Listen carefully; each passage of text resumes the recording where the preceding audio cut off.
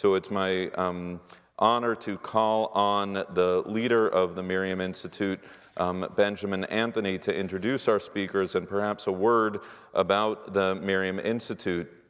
And I will tell you that never when we were growing up as children did I imagine that my first cousin would become such an articulate spokesperson for the state and the people and the soldiers of Israel. But then again, he probably never thought that his first cousin would grow up to become the rabbi of Park Avenue Synagogue. So please welcome my cousin, Benjamin Anthony, the leader of the Miriam Institute.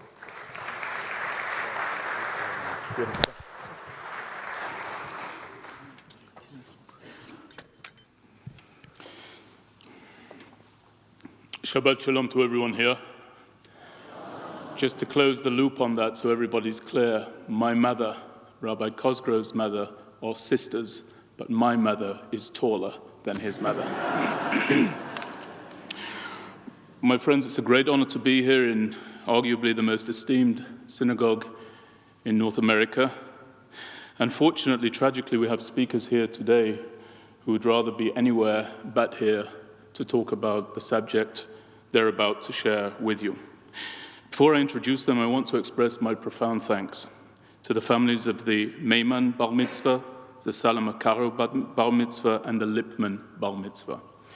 It is a great testament to your convictions as members of the Jewish people that you've allowed these mothers to come and speak on a subject such as this, even as you're at the very height of your family celebration. Thank you so very much to all of you. Rabbi Cosgrove, thank you so very much for having me. I want to thank my colleagues, Rosita Panini and Richard Offenbacher, and I also want to thank the family members of these mothers, Aviram and Eli. When I was a child, I was taught a poem. It was written by Amir Gilboa. He was born in Ukraine. He moved to what was then Palestine, and on the attitude of the nations towards the Jewish people, he composed the following three stanzas. Quote, Im yaruni even v'omar even, yomru even. Im yaruni etz v'omar etz, yomru etz. Ach im yaruni dam v'omar dam, yomru tseva. What Gilboa wrote was that when the nations of the world showed him as a Jew a stone and he concurred that it was a stone, they'd say, yes, it's a stone. When the nations showed him a tree and he concurred that it was a tree, they would say, yes, it's a tree. But when they showed him his Jewish blood spilled and he concurred that it's Jewish blood spilled, they would say it's not blood, it's just paint, it's just color. And one of the purposes of the one and only Jewish state is to ensure that Jewish blood is never devalued to nothing more than that of spilled paint ever again. And if we are willing to fight for spilled Jewish blood, kal v'chomer, how much more so must we fight for the lives of those who are in captivity and we know are still of this earth? How much more so is it our duty to bring their stories to the fore? It's with that in mind and in that context that I want to invite our first speaker, Orit Meir-Jan. Orit Meir, she is the mother of Almog Meir-Jan. He is a 21-year-old Israeli, kidnapped on October 7th, held in captivity to this day. She is here to seek your help and your assistance with bringing her son home. Please.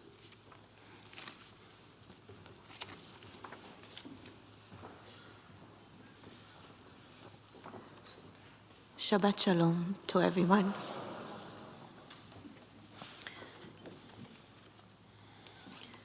My name is Orit,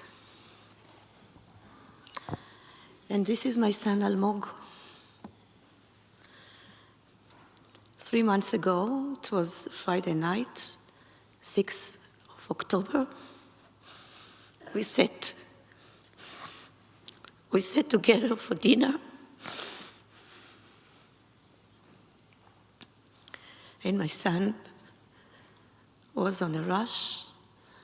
He expected to his friend Tomer to come, and together they went to celebrate in a festival in the south of Israel. My son Almog is 21 years old.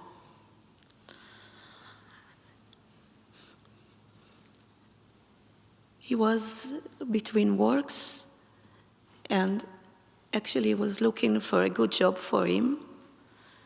And he was supposed to start a new job in high-tech on the October the 8th, on Sunday. So he went to celebrate his new job at a festival. And when I asked him, where is the festival? He said it's in the south, in Kibbutz Re'im. I said to him, it's very close to Gaza. So he said, I know, but they got permission from the army, from the police. Everything is okay, Mom. And he went to celebrate. My son is an happy guy. Smile all the time.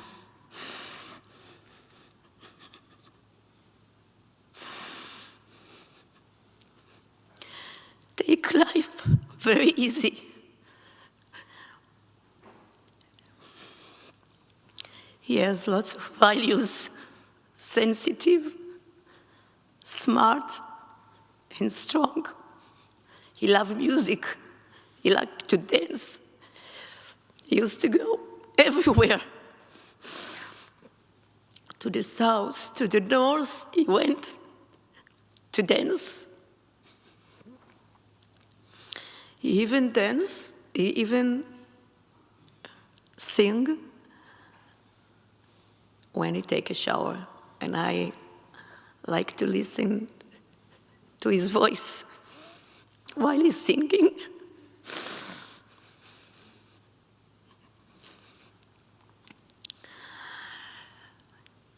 At October 7th, he woke me up in the morning and he said to me, he called me, and he said, Mom, there are bombs and rockets everywhere. I don't know what is going on. Mom, I'm hiding. I don't know what to do. I'll call you every half an hour. Mom, I love you. I understood this was the last call from him. I understood that something happened. I understood that something's wrong. I opened TV and it wasn't clear what happened in the south, but I understood that it's something serious happened there. Not very serious. I called my daughter, and immediately we published his picture, and we asked her if somebody saw Almog, my son. He went to Nova Festival. I tried to call him, but he didn't answer. After 3 hours, a friend of him, she recognized him in a video clip that the Hamas published. She called me and she said, I'm sending you a video clip. I think Almog is there. I'm sorry. And when I looked at the video clip, I recognized my son. He was lying on the floor, with other 4 young guys that he didn't know before. Some of them were beaten. Some of them were tied. And my boy, he covered his face with his hands, and he was looking frightened.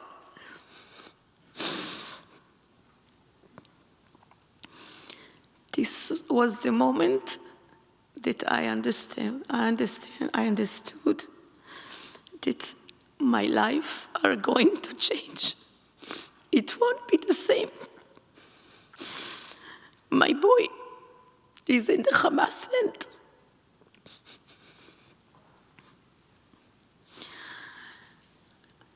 After he went with Tomer, his friend, to the party, I understood that my boy tried to escape from the festival, and he went into Tomer's car with the other 2 friends of him, 2 sisters, and they tried to escape, but they drove only a few meters, and the terrorists shot at the car. The car exploded, and they ran away, escaped. My son, he went to one side, he ran away, Tomer to another side. The 2 girls were sisters. They ran their father called them, and for an hour and a half, they talked to him while they are escape. He told them to lie on the floor to make themselves dead. And they killed them. And the father heard their last breath. Tomer was killed too. Were murdered too. And my son is the only one that's kidnapped.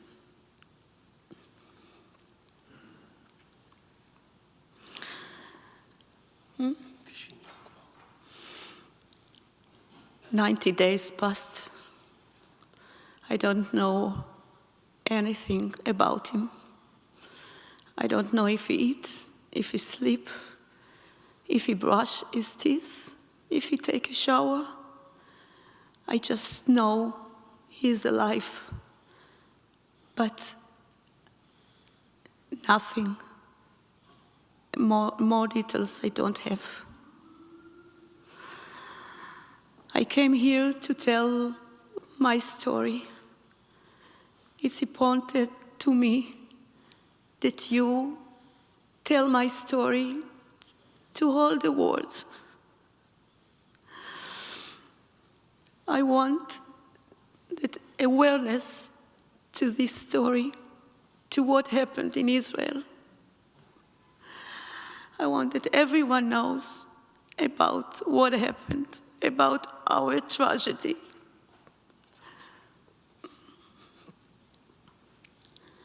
Thank you for listening to me.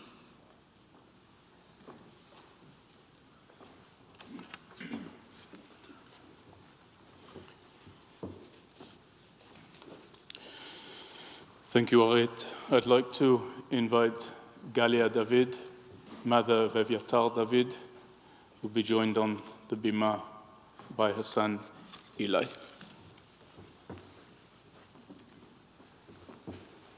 Good evening and Shabbat Shalom.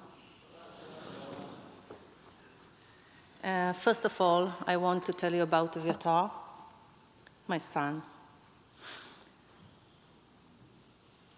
who lives with us and our cat in Kfar Saba. It's a town near Tel Aviv, in the middle of Israel.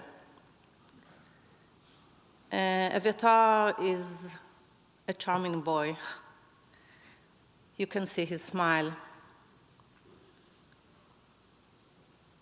He is quiet and modest, but also he's very strong. His soul is very strong.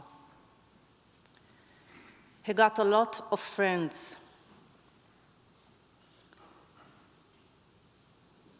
Evvatar is that kind of man that he accepts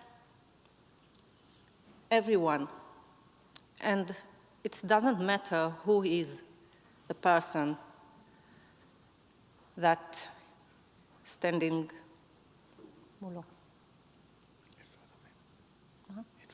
in front of him. Yeah.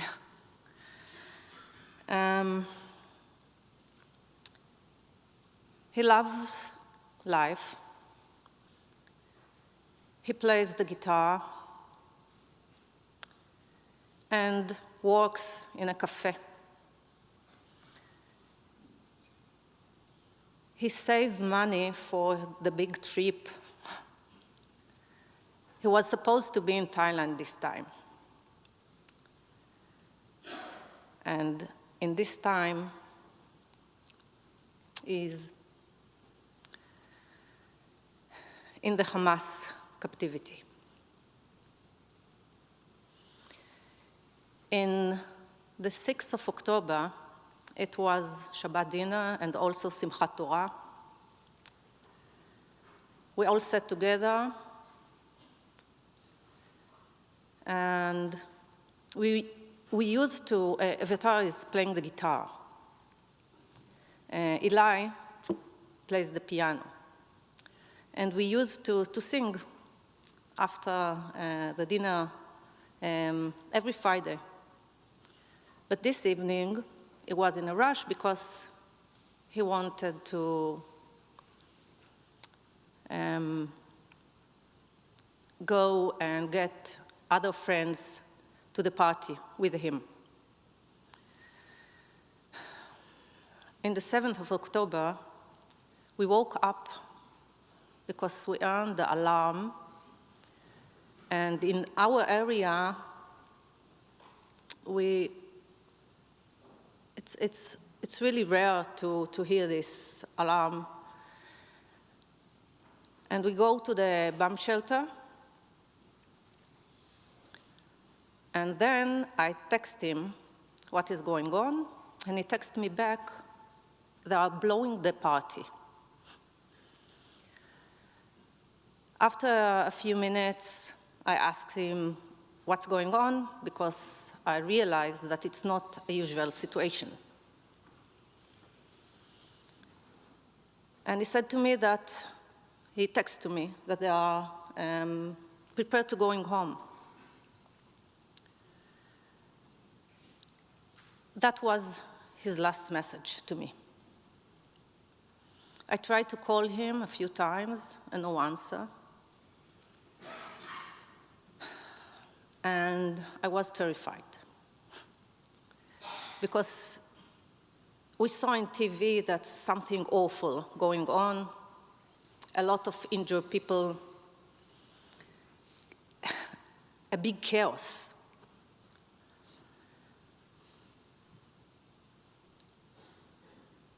I tried again, I tried to call his friends, nobody answered.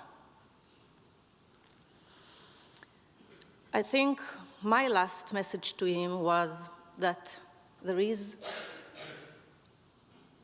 terror attack and terrorists come into Israel, and I hope that he is not in this area. Probably that time he was kidnapped. My daughter published his photo in a post on Instagram. She was looking for him, and a few hours later, she got a screenshot with his face. She shouted, "Mom, I saw this picture just for a second. And obvious, I recognized my boy." After that, she got the videos. I couldn't see it. I won't see it, because I know if I will, it will break me apart. And I can't let myself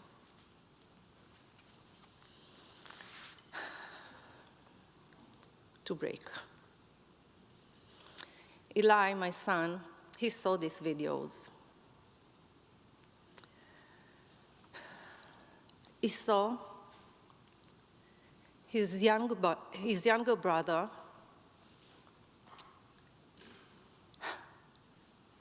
captured by Hamas terrorists, and they brutally took him to Gaza. Since then, when you see that video or photo, the first feeling that I think that I or all the family feel that we couldn't help our boy. He couldn't help his brother.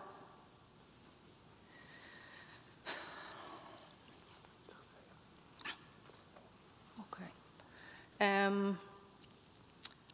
Two of his friends were murdered, and other one kidnapped with him. Since the 7th of October, we didn't hear nothing. We don't know in what conditions they are.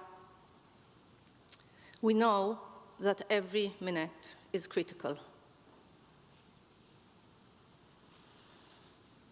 But we don't lose our faith.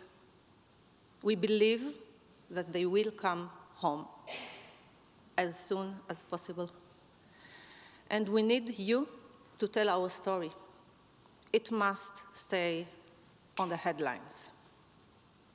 Must. Thank you very much.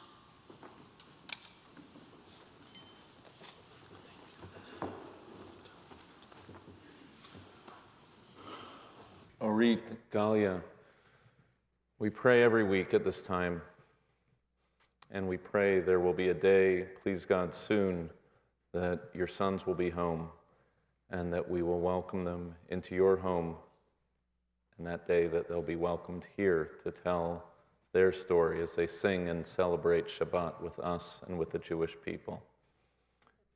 Thank you, Benjamin.